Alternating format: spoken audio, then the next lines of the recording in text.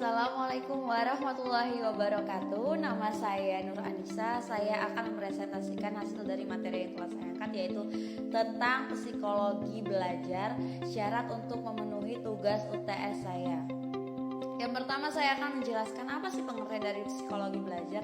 Psikologi artinya adalah ilmu pengetahuan yang menyelidiki dan membahas perilaku organisme atau hewan dan manusia yang terdiri dari perilaku terbuka dan perilaku tertutup, baik organisme tersebut sebagai individu maupun kelompok dalam hubungannya dengan lingkungan. Nah, gimana sih kita manusia ini, kita punya keterkaitan, gimana kita menyikapi seseorang di lingkungan kita, itu yang dimaksud dengan psikologi.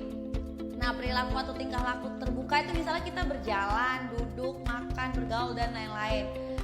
Kita termasuk orang yang seperti apa? Nah, yang sering kita ketahui ada yang disebut dengan orang yang kalem gitu ya, atau yang sering kita dengar introvert, extrovert, dan ambivert. Nah, introvert sendiri orang yang lebih suka itu sendiri gitu, lebih suka belajar sendiri, dia bisa menyelesaikan masalah sendiri. Nah, untuk dalam keadaan pandemik sekarang ini, orang yang introvert itu biasanya lebih suka pembelajaran secara daring karena dia tidak terlalu bisa menyesuaikan diri atau tidak terlalu suka dengan bergaul dengan orang sekitar. Lebih baik dia bisa menyelesaikan tugas sendiri daripada bergaul dengan teman-teman sekitarnya. Nah, kalau extrovert itu biasanya orang yang lebih suka menyelesaikan tugas atau apapun itu mungkin bersama teman-teman dia, bersama lingkungannya, suka bergaul dan lain-lain. Ambivert sendiri adalah dia bisa menyesuaikan. Sebelum pandemik dia bisa berkelompok atau mengerjakan kelompok, misalkan dengan teman-teman dia biasa selalu bergaul dengan teman-teman dia atau lingkungan, selalu ngajak ngobrol dan lain-lain. Ada pula faktor dari siswa itu sendiri yang mempengaruhi ketidakfokusannya dalam mengikuti kegiatan pembelajaran. Di antaranya adalah yang pertama, tidak tidur nyenyak dan sering mimpi buruk. Meningkatnya hormon kortisol karena ketidaknyamanan emosi menyebabkan kegelisahan sehingga sulit rileks. Biasanya tidak pernah sakit, tiba-tiba pusing saat cek ke dokter padahal tidak ada masalah di fisik. Yang ketiga yaitu iritabilitas atau mudah terganggu secara emosi. Temennya menanyakan hal biasa namun tanggapannya berlebihan sehingga mudah tersinggung, menangis, dan mudah marah. Bagi kita, jika seorang guru menemukan masalah seperti ini, maknanya seorang siswa terlalu sering memendam emosinya.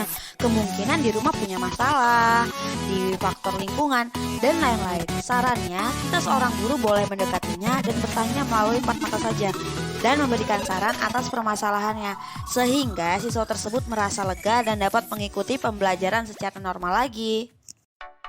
Nah, yang namanya kita belajar pasti kita berusaha atau berproses menjadi lebih baik, seperti itu.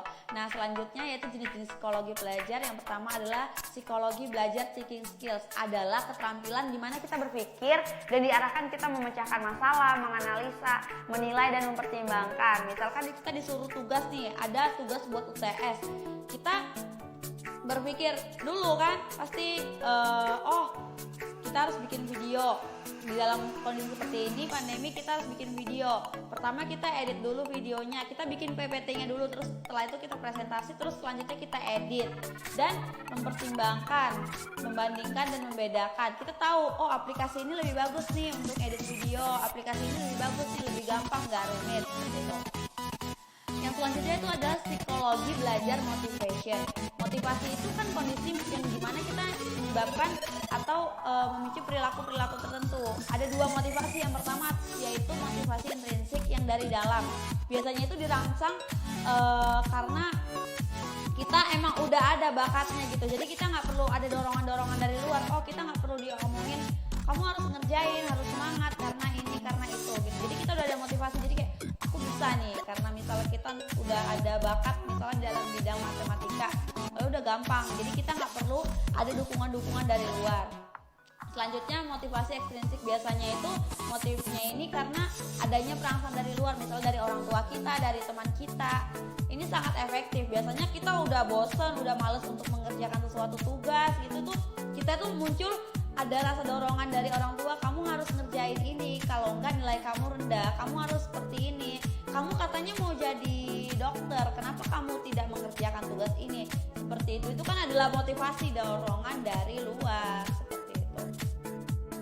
Nah, ada pula jenis-jenisnya yaitu psikologi belajar, memory and forgetting, yang mana ingatan kembali menarik informasi. Kita nih guru, kita ngasih tahu anak kita hafalin nih jenis-jenis Sumpah Pemuda, apa isi dari Pancasila, isi dari Sumpah Pemuda, dan lain-lain. Itu adalah psikologi belajar, memory and forgetting. Selanjutnya learner autonomy, kita mandiri, kita belajar sendiri. Yang selanjutnya yaitu psikologi belajar cooperative learning. Biasanya kita kelompok, biasanya kan kita emang di kampus suka dikasih tugas, atau pada saat SMK kita dikasih tugas biar kita tahu caranya kita sosialisasi dengan teman-teman, belajar kelompok. Oh, kamu bagian ini nyusun makalahnya, kamu bikin PPT-nya, nanti aku bagian yang ngomong. Itu tuh biasanya udah dirancang terlebih dahulu oleh mahasiswa atau siswa itu sendiri, karena itu biasanya meringankan pada saat pengerjaan tugas. Setelah pembahasan tadi, sebenarnya intinya itu apa sih emang pentingnya psikologi belajar? Yang pertama itu bisa menempa kepribadian diri. Kita bisa tahu, kita sebagai guru kita tahu, oh murid ini ternyata seperti ini. Dia lebih suka metodenya dengan cara bercerita, lebih suka metodenya dengan cara visual, langsung kelihatan contoh dari pembelajarannya.